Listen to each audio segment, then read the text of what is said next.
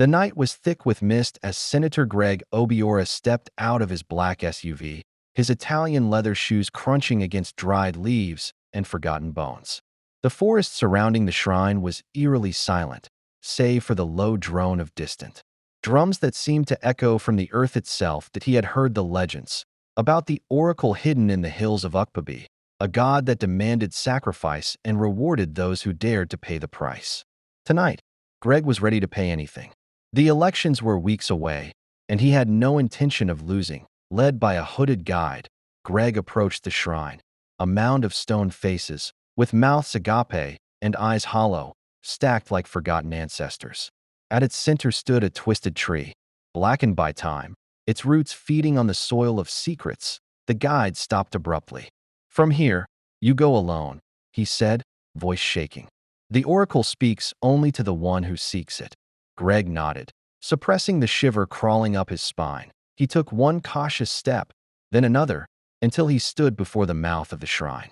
The air was thick, and it felt like something ancient was breathing alongside him. With a deep breath, he entered the darkness. Inside, the shrine pulsed with unseen life. Carvings moved under flickering torchlight, snakes slithered through stone eyes, spirits danced across the walls, and names long buried whispered in forgotten tongues. That a voice rose, not from any direction, but from inside Greg's own head. "You seek power, politician, but do you know the weight of what you ask?" Greg fell to his knees, heart pounding. "I will give anything, money, time, loyalty. Just make me win." The voice laughed. It was neither male nor female, but layered, like wind, thunder, and weeping children all at once. "Then give me your peace, once a year. Give me your family, limb by limb. And give me your soul, when your time is due." He hesitated only a second before nodding. "Yes, I agree." A gust of wind slammed the shrine shut behind him, sealing the pact. A blinding red light shot from the ground and into Greg's chest. He screamed, but not in pain. It was ecstasy, terror, and clarity. All at once, when Greg emerged, the hooded guide had vanished. Only the night remained, quiet, watchful, as if the forest had just witnessed a new king being crowned. Days later, Greg's poll numbers began to surge. Scandals disappeared. Opponents were disgraced or silenced. His charisma became unshakable, and his speeches moved crowds to tears. That on election night, Greg Obiora won by a landslide. The media called it divine luck. But in his mansion, with a glass of champagne in hand, Greg remembered the oracle's price. That a week later, his wife had her first night terror. She screamed about faceless men watching from the walls, whispering secrets in languages she didn't know. Greg dismissed it as stress. But that same night, he woke to find his infant daughter standing beside their bed, eyes wide open, whispering, "The mouth is hungry." Greg scooped her up, trembling. But she didn't blink, didn't respond, just kept murmuring those chilling words. "The mouth is hungry." The next morning, she had no memory of it. The nanny said she slept through the night. But Greg knew better. That he returned to the shrine under a blood moon. "You said once a year. Why now?" The voice returned. "Your soul is like firewood. The flame may flicker, but the smoke always rises. The hunger begins now." Greg tried to argue, but his mouth stopped working. His tongue felt tied by vines of silence. He realized this was not a deal. It was a sentence. Back home, cracks began to appear, not in walls, but in relationships. His wife began to distance herself. Their daughter stopped laughing. Shadows moved even in the daylight. That I in the Senate, Greg was untouchable. Every bill he proposed passed. Every enemy suddenly retired, fell ill, or simply disappeared. But the victories were hollow. With every success, something inside him shrank. Nights were filled with cold sweats and phantom voices. The mouth was always hungry. That on the first anniversary of his pact, the shrine called again. This time, Greg didn't walk, he ran. He needed to renegotiate. "I need more time," he begged. "Take anything else." The oracle responded coldly. "Peace was the first price.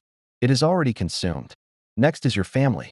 Greg screamed in protest, but the shrine began to shift. The carvings opened their mouths wide. The faces of his wife and daughter appeared on their stony surfaces. That he collapsed, sobbing. "Please, I'll give you power beyond politics. Just don't take them." The oracle was unmoved. You already gave them. You traded them when you begged to win. The mouth simply collects what it is owed. When Greg returned home, he found his wife packing her things. Her eyes were red, not from sadness but exhaustion. Something's wrong with this house, she said. I hear things, see things. I don't sleep anymore. He tried to console her, to remind her of their perfect life, but she looked through him as if he were a ghost. You brought something back with you, Greg, and now it lives here. Their daughter sat silently in the corner, drawing a picture of a tree with mouths instead of leaves. Her tiny hands shook slightly as she colored the roots with red. Greg fell into a spiral. He drank more, spoke less. His aides noticed, but no one dared confront him. His eyes had taken on a dark glow, and his presence could silence any room. Then one morning, his wife was gone. No note, no bags, no security footage, just a whisper from their daughter. The mouth took her. Panic consumed him. He called the police, the army, private investigators. But no trace of her was ever found.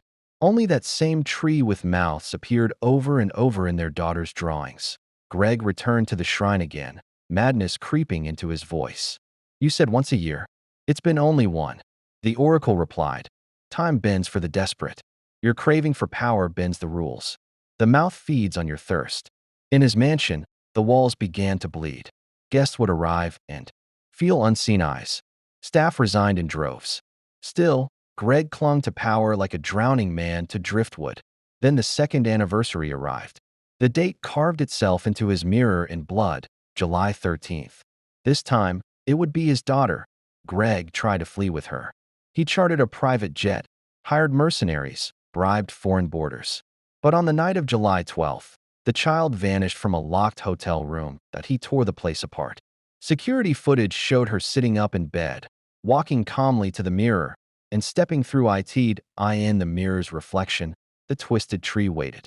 Its mouth wide, its roots soaked in red. The press went wild. Senator's daughter vanishes, wife missing for 2 years. His approval ratings soared oddly higher. Pity turned to reverence. Greg wept in the Senate bathroom, fists clenched. Is there no way out? He whispered. The sink water turned black. From the mirror above it, the oracle whispered. There is no exit from eternity's stomach. 3 years passed. Greg won re-election, became Senate president. Rumors swirled about his unnatural luck, but none could prove a thing. Every July, something was taken. His dog, his driver, his sister, then friends, then feelings. Each year, the mouth devoured someone or something precious to him. He became a shell, unfeeling, unattached. His speeches were electric, but his heart was an echo chamber. Loneliness followed him like a shadow with teeth. On the 5th anniversary, Greg tried to end it. He drove to the highest bridge in Abuja and jumped into the Black River. But he woke the next morning, soaking wet in his own bed. Beside him was a note, written in his wife's handwriting. The mouth is still hungry. Madness fully claimed him. He walked the halls of the Senate like a haunted king. His aides reported hearing whispers in the marble. One guard saw Greg's reflection smile independently at night. Greg spoke to the mouth through cracked windows and shattered screens. It answered always. It never lied. One night, the oracle appeared in his dreams as a child with no eyes. You gave your soul for power. Now that power is your prison. He tried to burn the shrine, returned with jerrycans and matches. But no matter how many times he lit the flame, the shrine stood unburnt. Defiant, he hired priests, babas, evangelists, even foreign shamans. None could enter the shrine. Most ran screaming before reaching the twisted tree. In his 12th year, Greg began to lose time. Hours vanished. Whole days skipped. He would wake up in strange places, holding strange objects, bones, coins, teeth. His personal assistant quit after seeing him levitate in his sleep, muttering in ancient tongues. The senator is not alone, she whispered before vanishing. When he looked into a mirror, Greg no longer saw his face. Instead, he saw the oracle, laughing, mocking, counting down. The final year arrived. The 13th, the number of the serpent. The cycle complete. The mouth opened wide. His soul began to unravel. He forgot words, then names, then colors.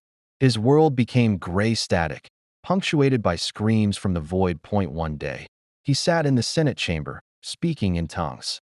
Cameras caught it, but the footage was mysteriously corrupted. The president called for his resignation. But Greg looked him in the eye, and the man fell dead from a heart attack. No one dared challenge him again. The oracle whispered, "All that remains is you, Greg Obiora. You are the final meal." He laughed, a loud, broken sound. "Take it. There's nothing left." But the oracle corrected him.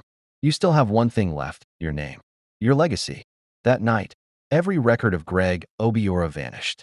News archives, birth records, Senate files, even gravestones etched with his name crumbled. He walked the streets, screaming his name, but no one recognized him. They looked through him like he was aired. He went to his own house. A new family lived there. They had never heard of H.